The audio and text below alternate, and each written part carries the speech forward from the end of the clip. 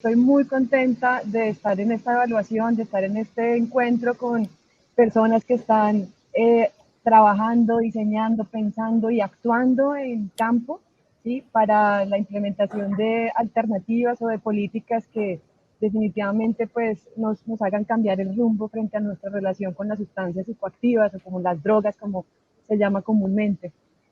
Bueno, pues yo quisiera, después de este abrebocas y de toda esta reflexión que Estefanía coloca, pues puntualizar un poco sobre cuál es nuestra realidad, digamos, legislativa, porque una de las cosas que hay que tener clara, ¿cierto? Y es que estamos en un cambio de paradigma, estamos en un momento súper importante de nuestra historia, en donde la digitalización de la vida, en donde la Internet, la información, ¿sí? La posibilidad de llegar a verdadera información de calidad, con buenas fuentes, hace que ya las personas tengamos una mirada distinta al tema del consumo, de la producción y de toda la cadena de suministro y de las posibilidades de los mercados que están allí, que son reales y que cada vez, país por país, vienen adecuando sus regulaciones para atender realidades que no podemos seguir negándonos. Tenemos que ser capaces de entender que no se trata de un mundo libre de drogas, que eso ya está absolutamente claro, que no es posible, que es una mentira.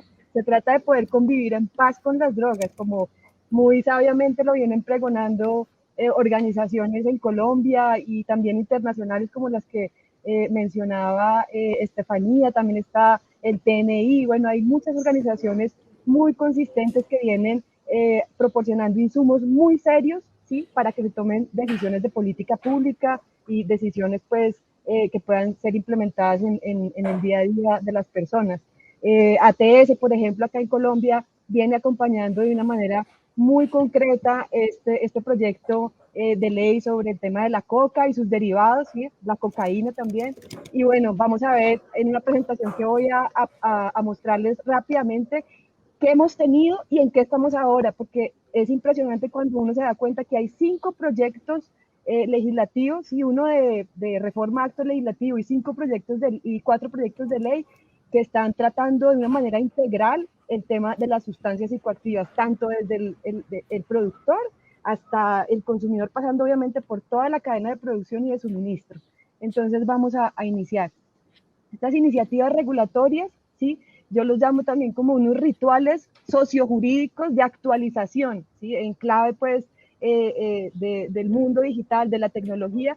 Realmente de lo que se trata es de que Colombia haga una actualización y de que haga una regularización, es decir, que haga, que pueda ser congruente, ¿sí? Con su constitución, con sus leyes y con sus reglamentos, porque tenemos muchas disparidades que simplemente atienden, digamos, a las ideologías a veces de los gobiernos de turno, y lo que necesitamos es una política de Estado, ¿sí? Que sea transversal y que no esté al vaivén de los partidos políticos. Entonces, estos rituales de actualización política para el uso de las plantas psicoactivas, porque yo también quisiera como contribuir a que el lenguaje tenemos, ya que tenemos este acceso a la evidencia y que la educación es el enfoque realmente para poder trabajar en temas de prevención, se supone que, o se trata más bien de que las personas puedan tener una educación y que puedan poder diferenciar las acepciones, porque eso tiene mucho contenido y eso realmente pues nos da la realidad de las cosas.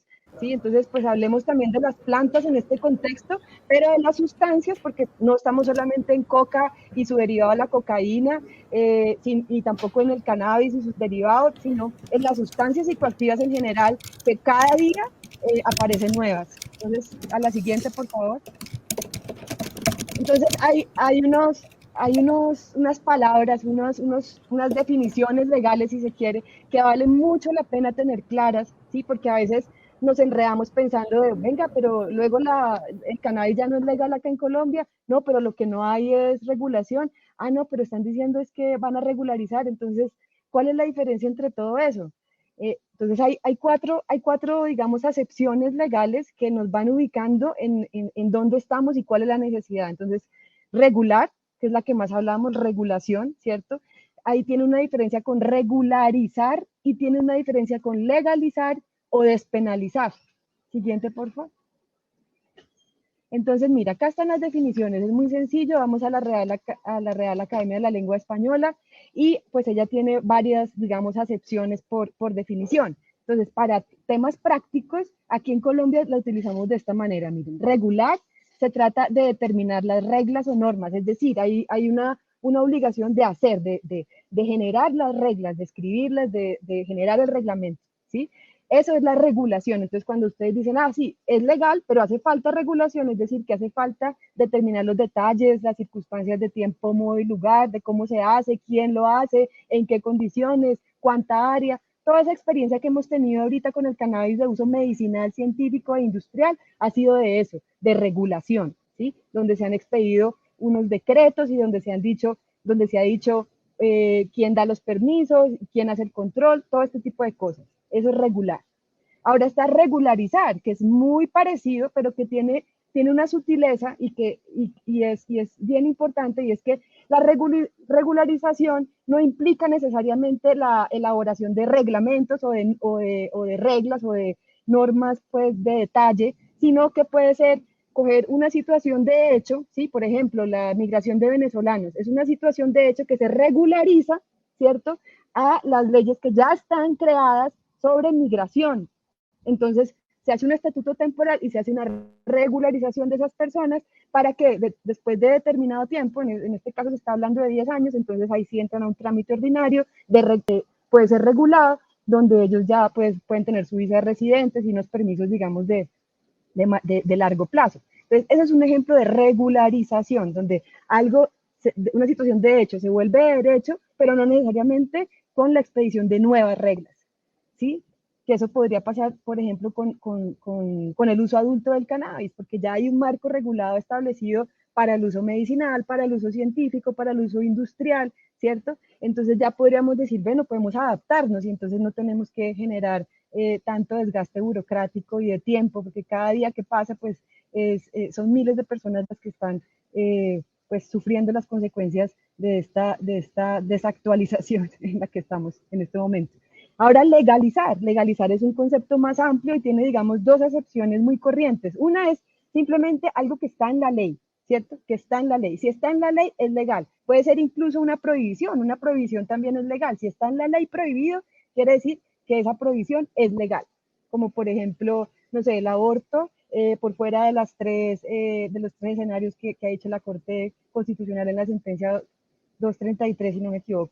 Entonces, ese es un ejemplo de la legalización, algo que está en la ley, digamos, es una sombrilla más amplia. Y luego está la despenalización, que como su palabra lo dice, se trata de quitar la pena. O sea, si algo está considerado como delito en el Código Penal, pues por medio de algún otro instrumento, y además también puede ser por medio de sentencias de constitucionalidad, como es el ejemplo de la despenalización del uso de la dosis mínima, que ocurrió por medio de una sentencia que les recomiendo muchísimo que volvamos a leer y la releyamos porque tiene unos principios clave para toda esta discusión y de verdad es muy inspiradora, la C221 del 94 con la ponencia, el magistrado ponente del doctor Carlos Gaviria Díaz, en donde se despenalizó el consumo de la dosis mínima de lo que estaba en el Código Penal, es decir, de cocaína, de cannabis y de unos sucedáneos. Hay drogas o hay sustancias psicoactivas que allí no están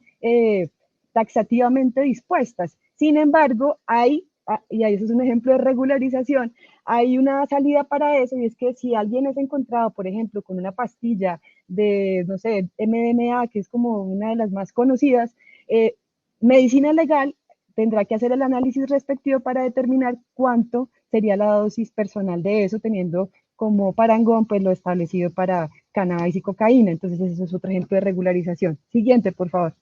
En la siguiente diapositiva podemos ver como un gráfico, y esto pues va para ustedes, ¿cierto? En donde podemos ver como esos escenarios, cómo se pueden combinar, ¿sí? Una cuestión puede estar regularizada y regulada al mismo tiempo y al mismo tiempo despenalizada, pero algo puede estar simplemente regulado, obviamente es legal, pero no necesariamente despenalizado, ¿cierto? Entonces, es todo esto.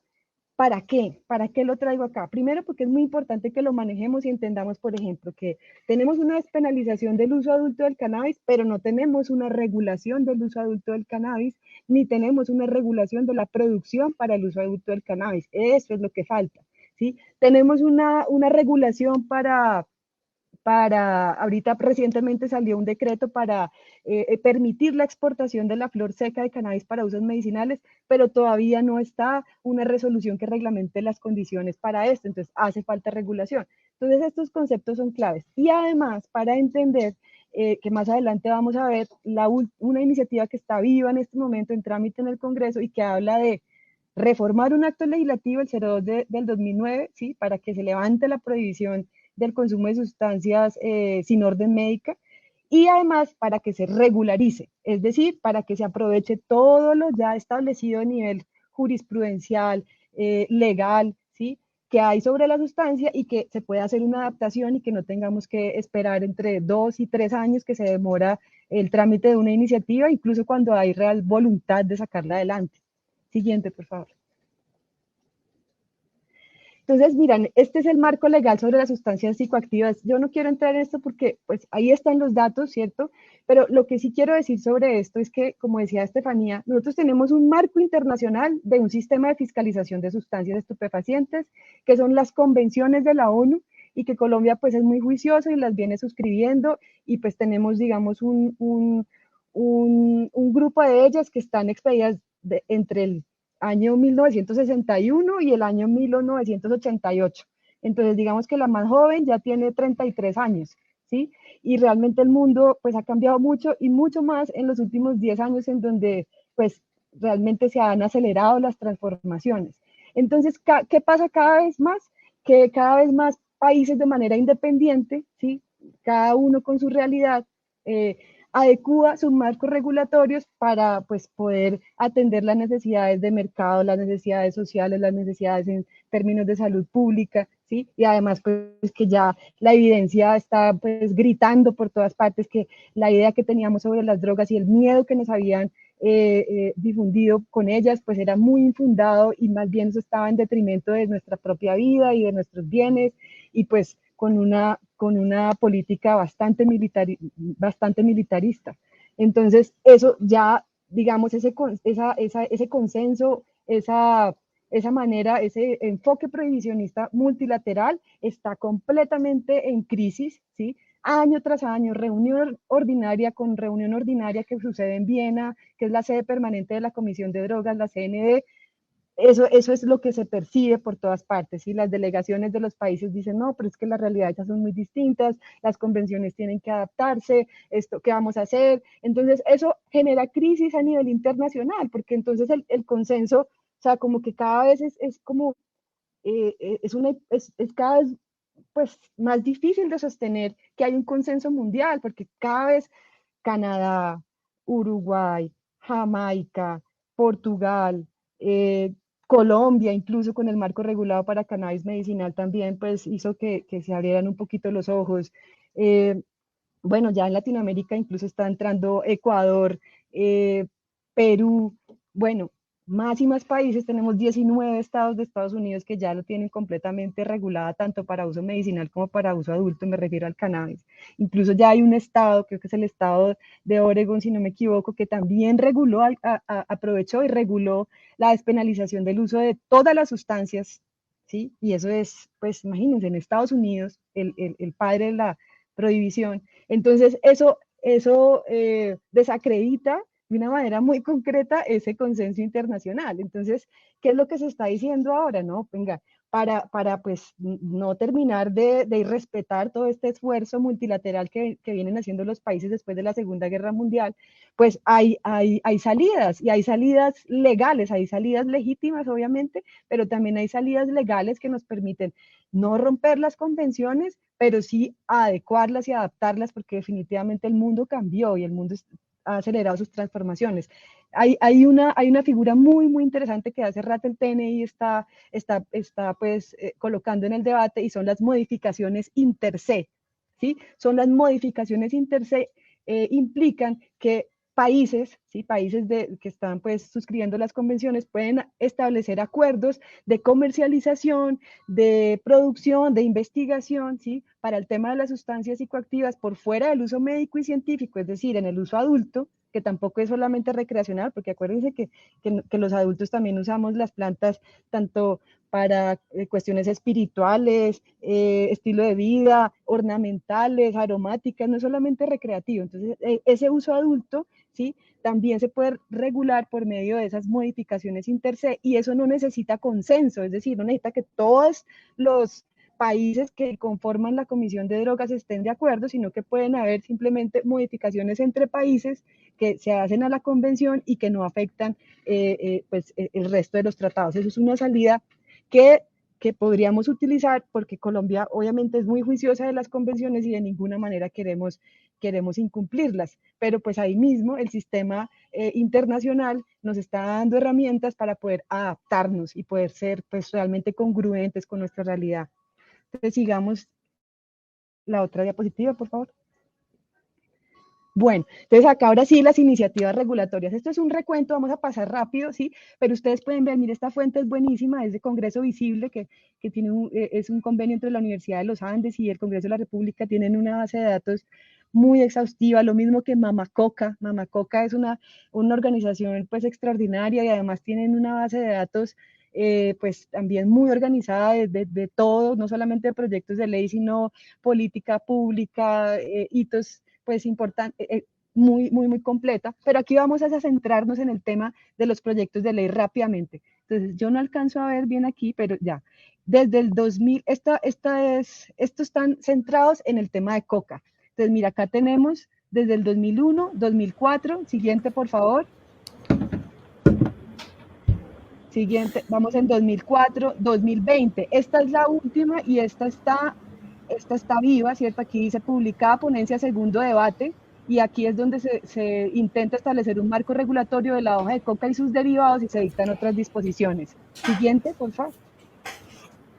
Aquí ya hay un enfoque más de cannabis. Vale la pena mencionar que en los proyectos anteriores, pues el enfoque coca, pero también se incluye muchas veces al cannabis. En estos del cannabis no se incluye la coca y es bien particular porque ahí uno se da cuenta que, pues, digamos, no se quieren mezclar las cosas por el tema de las implicaciones políticas y de las implicaciones internacionales. El cannabis, pues, es una sustancia, digamos, de una potencia psicoactiva baja en relación a otras sustancias y pues ha sido una estrategia también pues comunicada por la Comisión Global de Drogas que este tema de la reforma a la política de drogas debe ser incremental, ¿sí? Desde las sustancias de menos potencia hacia las de más potencia, porque pues de esa manera podemos digamos, cometer errores, pues que no sean tan graves, ¿cierto? Porque estamos frente a una sustancia, imagínense que no existe la primera persona que haya fallecido por una sobredosis de cannabis, no existe. Eso realmente es bien especial. La siguiente, por favor. Bueno, aquí también seguimos en enfoque cannabis, entonces ya hemos visto que hubo dos diapositivas con enfoque coca, esta es la siguiente con enfoque cannabis. Aquí también pues tenemos algunas iniciativas que están vigentes, están en trámite, perdón, tengo un ruido atrás para que me ayuden, que están todavía en trámite, pero ya vamos a ver eso en unas cifras más concretas. Sigamos. Y estas iniciativas regulatorias que ya van enfocados más a cáñamo, que el cáñamo es cannabis, ¿sí? El cáñamo es cannabis, sino que los gobiernos pues han establecido una diferencia porque el cáñamo pues tiene muy baja concentración de THC, ¿sí? Por lo regular menos del 1% de THC, que es el cannabinoide al que se le atribuye ese efecto psicoactivo, como de esa embriaguez que es muy conocida en el cannabis, en la marihuana, pero pues que le da la connotación de psicoactividad. Entonces, el que está por debajo de ese 1%, ¿sí? Es considerado cáñamo y pues tiene unos usos que como que no interesan a ese mercado del uso adulto ni al no contiene. Y además porque es más útil